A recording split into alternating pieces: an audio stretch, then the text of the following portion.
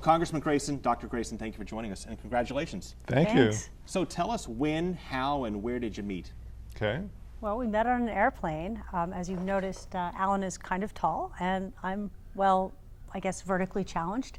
And he helped me with my bag out of the overhead compartment, introduced himself. I introduced myself, but I had to rush off to a meeting. I've been developing an Ebola treatment for about 6 years or so. So I had to rush off to a meeting with some of the scientists with whom I worked. And that was that, except luckily he has very long legs and caught up with me.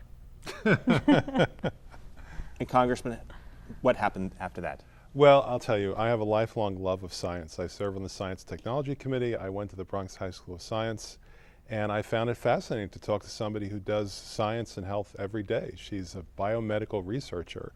And the one kind of reading I've managed to stay up with, other than political reading, is science reading. The thing about science is it's all good news. So right from the start, we had a private language between us called science that I really enjoyed and loved. Now, you were going through a difficult annulment process for some length of time. And when you Google your name, you see some reports that I can't substantiate that the two of you were seeing each other while you were still married under the law. Is that true or false? No, it's not true. When did you start dating? After I separated, which was 2.5 years ago. Which would have been? December of 2013, if I recall correctly. There is a source within your office at the time that said the two of you both traveled to Africa at the same time and that you were together. Was there anything to that? Or? Well, I mean, look, we knew each other before I separated, but we didn't start to date until after I got separated. So it was platonic at the time, then one thing led to another after that. Okay, tell us about your goals in running for Congress. Why do you want to go to Washington? Craig, it's very simple. I'm a native Floridian, born and raised in Central Florida. I have long roots here. My family moved here 60 years ago. And I'm a doctor. I've dedicated my life to helping other people. And I view serving in Congress as a great privilege to help my neighbors, my loved ones, my family still here. Healthcare is a huge issue, as you know, in Florida. We have, in Central Florida, in District 9, 20% of folks have no insurance, and they can't see a doctor when they're sick. And that's something I want to go and fight for people.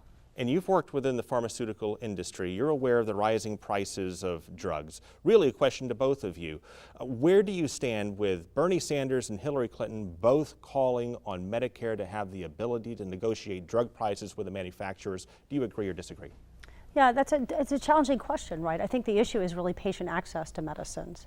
So I do agree that patients shouldn't be paying $100,000 out of their pockets for medicines. But we also, as a scientist, with no skin in the game financially, I want to make sure that we have a great environment for innovation so that we can keep creating cures potentially for cancer and other deadly diseases.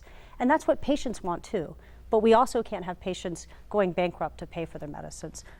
Congressman Grayson, yes or no, should Medicare be able to negotiate drug prices with the manufacturers? Well, I'm on record on this. I think that they should, but the important thing is exactly what Dr. Grayson said. The important thing is to make sure that people get the medicines that they need to stay healthy and alive, regardless of who has to pay for that. And we're in a situation now where we have still 30 million plus people in this country who can't see a doctor when they're sick, can't get the medicine they need when they're sick. That's the real problem. It's not a question of drug companies getting too much money. The question is, are people not getting the medicine that they need? And both of us stand foursquare in favor of Medicare for all, meaning that you should at least be able to buy into it if you can afford it, and if you can't, then you should have Medicaid coverage. We need to have universal health care in this country, meaning everybody can see a doctor when they're sick. That includes the 20% of Floridians who can't. Everybody should get the medical care that they need, including the drugs that they need in order to stay healthy and alive without having to worrying about, am I going to miss the rent payment or the credit card payment because I have to pay for the drugs. Congressman is on the record, yes, on allowing Medicare to negotiate drug prices with manufacturers, yes or no? Well, already Medicare does, right? That's the way it works, is that there's the insurers do, but there have been do. reports. Public Citizen came out with one that shows or suggested that they could save up to $16 billion a year, that instead of the insurers, if Medicare directly negotiated with the manufacturers.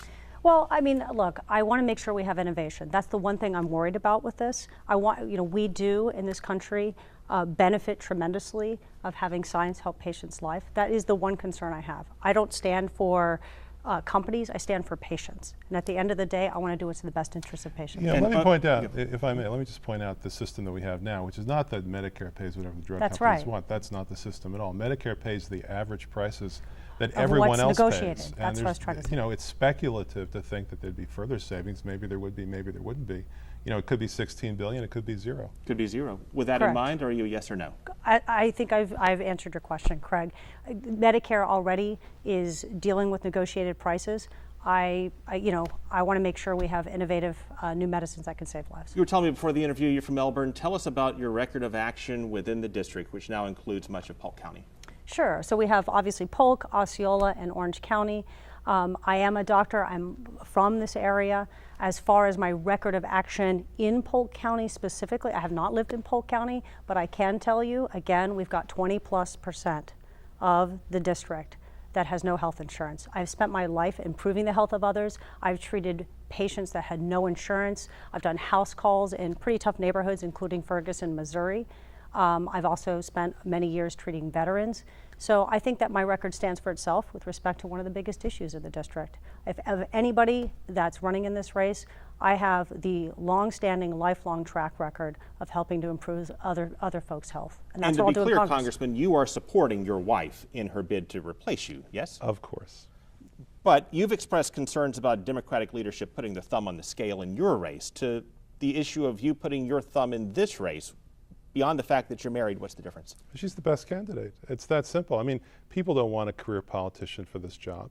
They don't want, I was never elected to anything before I was elected to Congress. Okay, I fought war profiteers in Iraq. That was my pre-election career. She's healed people. She's given free health care to the poor. She's served veterans. She's developed cures for dreaded diseases.